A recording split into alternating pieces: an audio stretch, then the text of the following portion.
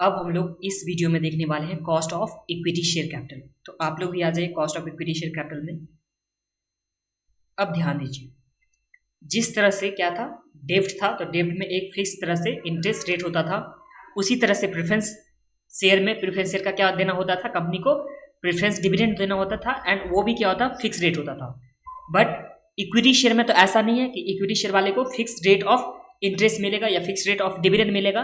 तो इसके वजह से यहाँ पे equity share capital, cost of equity share capital निकालने का बहुत सारा फॉर्मूला हो जाता है। 3-4 यहाँ पे दे रखा हुआ है कितना सारा फॉर्मूला होता है।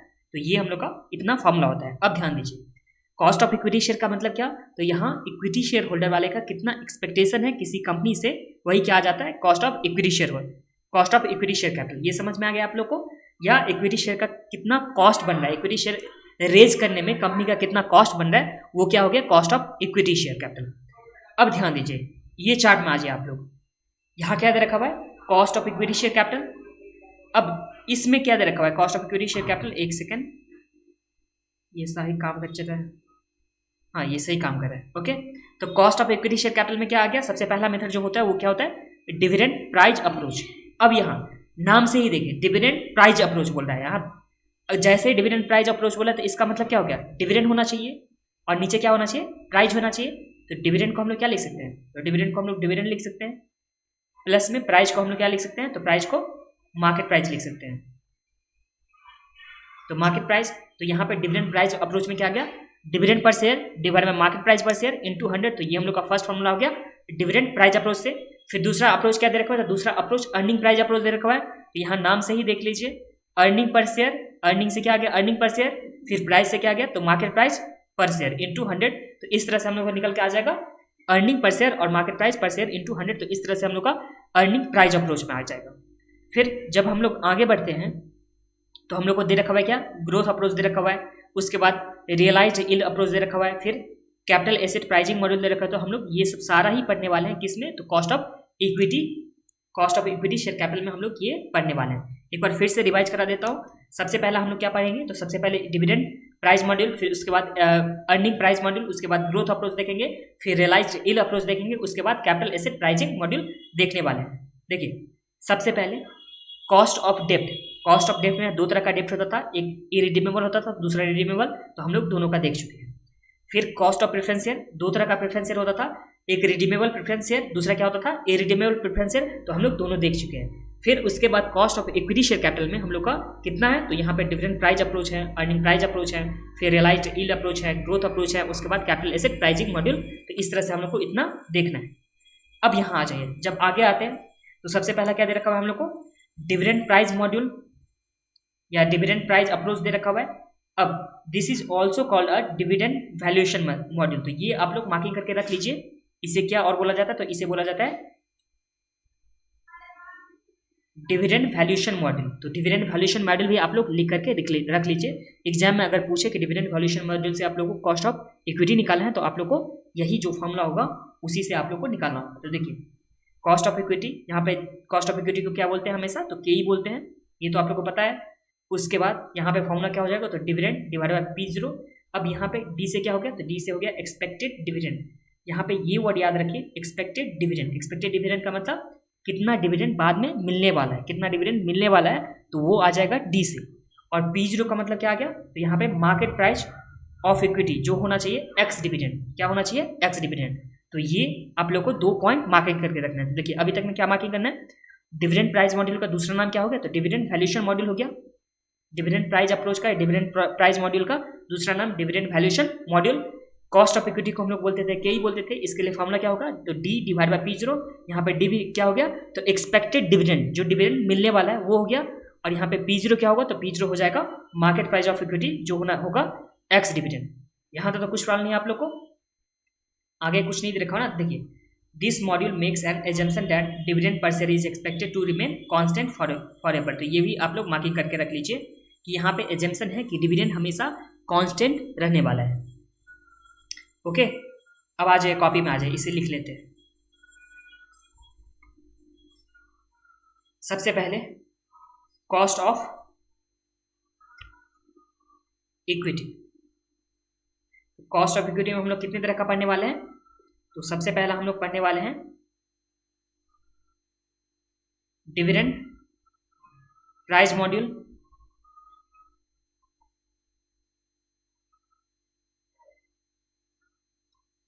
उसके बाद earning price model,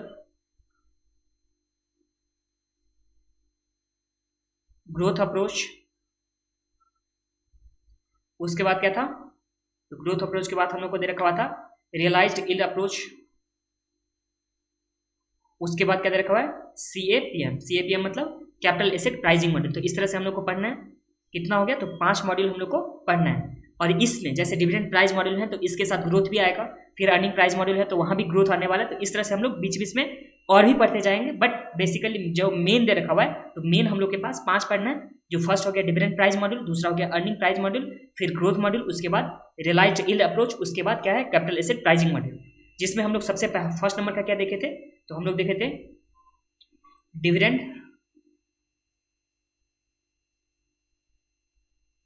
price approach,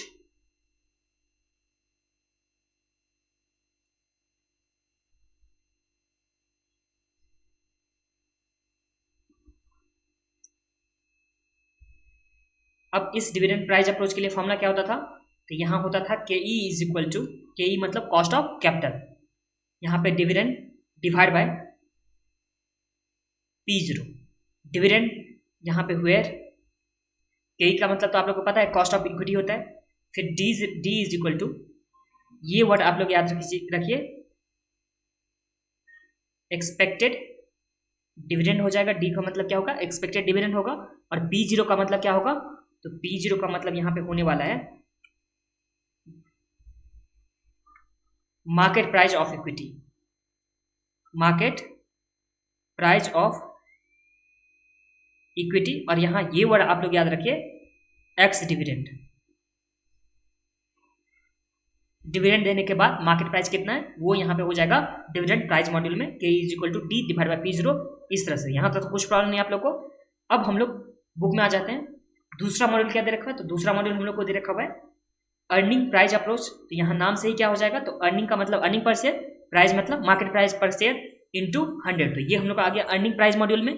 अब यहाँ पे फॉर्मूला भी हम लोग को क्या दे रखा हुआ है, तो KE is equal to earning divide by price, तो अर्निंग का मतलब है करंट अर्निंग पर शेयर, तो यहाँ पे करंट अर्निंग लेना है, अर्निंग में हम लोग को करंट अर्निंग लेना है, और मार्केट प्राइस में हम लोग को मार्केट शेयर प्राइस, तो वही हो गया मार्केट प्राइस जो भी रहेगा वो हम लोग को लेना है। तो इस तरह से हम लोग का 2 मॉड्यूल हो गया। अभी तक में क्या हुआ है, तो price earning module, sorry price क्या था, प्राइस नहीं था, डिविडेंड प्राइस अप्रोच था, दूसरा क्या था अर्निंग प्राइस अप्रोच। तो हम लोग ये दोनों देख चुके हैं, इसमें किस तरह से कॉस्ट ऑफ इक्विटी निकालते हैं वो हम लोग देख चुके हैं। एक बार लिख लेते हैं इसे भी, अर्निंग प्राइस अप्रोच,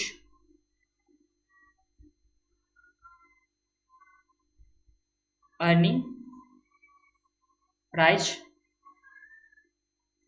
अप्रोच, इसमें क्या होता है, तो KE is equal to earning per share divide by market price per share into 100, तो ये हम लोग का हो गया। आगे देखते हैं, आगे हम लोग को क्या दे रखा है, तो आगे दे रखा है ग्रोथ अप्रोच, और ये दे रखा हुआ है सबसे पहला ग्रोथ अप्रोच और गॉर्डन्स मॉडल। तो ये हम लोग डिविडेंड चैप्टर में देख चुके हैं, cost of equity KE is equal to D1 divide by P0 plus growth, तो इसे हम लोग देख चुके थे डिविडेंड वाले चैप्टर में। तो आप लोग इससे पहले वाले चैप्टर तो देखे ही होंगे डिविडेंड वाला, तो वहां से आप लोग इसे देख लीजिएगा। बस अभी के लिए यहाँ ध्यान ये रख लीजिए कि डिविडेंड ग्रोथ मॉड्यूल, इसे क्या बोल सकते हैं हम लोग, डिविडेंड ग्रोथ मॉड्यूल। तो डिविडेंड ग्रोथ मॉड्यूल, तो सबसे पहले डिविडेंड के लिए फॉर्मूला क्या होता था, तो डिविडेंड प्राइस अप्रोच में हम लोग का डिविडेंड का फॉर्मूला था D1 divide by P0, dividend price approach में D1 मतलब क्या होता था एक्सपेक्टेड डिविडेंड, और P0 का मतलब क्या होता था, तो मार्केट प्राइस। बस यहाँ पे ग्रोथ क्या हो जाएगा, ऐड हो जाएगा, तो ग्रोथ यहाँ पे ऐड हो जाएगा। तो ये हम लोग का क्या आ गया, डिविडेंड प्राइस अप्रोच में विद कांस्टेंट ग्रोथ। तो ग्रोथ के साथ अगर हम लोग डिविडेंड प्राइस अप्रोच देखेंगे तो वहां पे सिर्फ और सिर्फ जो हम लोग का ये फॉर्मूला दे रखा हुआ है, ये जो हम लोग का फॉर्मूला दे रखा हुआ है, तो ये तो है ही, प्लस इसमें एक क्या हो जाएगा, सिर्फ और सिर्फ ग्रोथ ऐड हो जाएगा। तो यहाँ पे देखिए, अगर ग्रोथ के साथ देखें, ग्रोथ के साथ देखें तो यहाँ पे क्या आ जाएगा, K is equal to D divide by P0 plus G आ जाएगा। इसी तरह से अर्निंग में अगर ग्रोथ के साथ देखें तो यहाँ पे क्या आ जाएगा फॉर्मूला, अर्निंग में अगर ग्रोथ के साथ देखते तो यहाँ पे आ जाएगा KE is equal to earning per share divide by market price per share plus growth. तो इस तरह से हम लोग का दोनों ही आ गया, अर्निंग प्राइस मॉड्यूल में भी ग्रोथ के साथ प्लस में डिविडेंड प्राइस मॉड्यूल में भी ग्रोथ के साथ हम लोग का आ गया। अब कॉपी में आ जाइए, यहाँ पे क्या दे रखा है, कॉस्ट ऑफ इक्विटी, जो अगर जिस टाइम में क्या होगा, फ्लोटेशन कॉस्ट होगा, तो हमेशा आप लोग को बताया गया है, क्या बताया गया है कि जब भी हम लोग नेट प्रोसीड निकालते हैं तो उसमें से जो भी फ्लोटेशन कॉस्ट होता था उसे हम लोग माइनस कर देते। और यहाँ पे अगर सम्स में फ्लोटेशन कॉस्ट आता है, क्या आता है, फ्लोटेशन कॉस्ट अगर आता है तो उस टाइम में हम लोग को फ्लोटेशन कॉस्ट माइनस करना होगा, जो भी मार्केट प्राइस दे रखा होगा उसमें से हम लोग को फ्लोटेशन कॉस्ट माइनस करना होगा। तो ये बात भी आप लोग लिख करके रख लीजिए। हमेशा हमेशा जो भी इक्विटी शेयर कैपिटल का प्राइस होगा, करेंट प्राइस जो भी मार्केट प्राइस होगा, उसमें से हम लोग को फ्लोटेशन कॉस्ट माइनस करना होगा। ओके, ये भी लिख लेते हैं। जब क्या रहेगा, फ्लोटेशन कॉस्ट,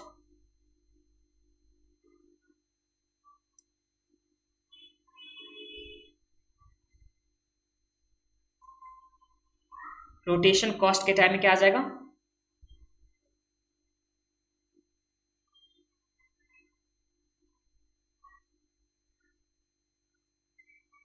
इस टाइम में हम लोग को डिविडेंड प्राइस मॉड्यूल में सबसे पहले, तो डिविडेंड प्राइस मॉड्यूल के लिए फॉर्मूला क्या आ जाता था, तो D divide by P zero, और यहाँ पी जीरो में से हम लोग को क्या करना होगा, फ्लोटेशन कॉस्ट माइनस करना होगा। तो माइनस एफ करेंगे, अगर ग्रोथ रहेगा तो प्लस ग्रोथ ऐड करेंगे, अगर ग्रोथ नहीं रहता तो हम लोग को कुछ नहीं करना है। तो ये हम लोग का आ गया कॉस्ट ऑफ इक्विटी। यही अगर अर्निंग प्राइस मॉड्यूल में देखा जाए तो अर्निंग प्राइस मॉड्यूल के हिसाब से के इज इक्वल टू क्या होता था, अर्निंग पर शेयर फिर divide by market price per share, इसमें से हम लोग को फ्लोटेशन कॉस्ट माइनस करना है, जो भी मार्केट प्राइस दे रखा हुआ है यहाँ से फ्लोटेशन कॉस्ट माइनस करना है। अगर ग्रोथ होता है तो ग्रोथ भी हम लोग को ऐड करना होगा। तो देखिए सम्स में जो भी दे रखा होगा, सबसे पहले हम लोग को अगर सम्स में कुछ भी पूछता है कि हाँ इस मेथड से निकालो, जैसे डिविडेंड प्राइस मॉड्यूल से निकालो या अर्निंग प्राइस मॉड्यूल से निकालो या dividend price module plus growth से निकालो या earning price module plus growth या फ्लोटेशन कॉस्ट, जिस तरह से हम लोग को इन्फॉर्मेशन दे रखा होगा सम्स में उस तरह से हम लोग को करना है एग्जाम में। अब बस देखिए, अगर सारा ही इन्फॉर्मेशन दे रखा होगा, जैसे अर्निंग पर शेयर दे रखा हुआ है, फिर मार्केट प्राइस पर शेयर दे रखा हुआ है, फिर फ्लोटेशन कॉस्ट भी दे रखा हुआ है, फिर ग्रोथ भी दे रखा हुआ होगा, तो हम लोग उस टाइम में सारे ही इन्फॉर्मेशन एक साथ रखेंगे और उसके बाद हम लोग क्या निकालेंगे, के ही निकालने वाले हैं। ओके, तो ये हो गया। अब हम लोग नेक्स्ट वीडियो में क्या देखने वाले हैं, तो नेक्स्ट वीडियो में हम लोग इलस्ट्रेशन नंबर 9 देखने वाले हैं।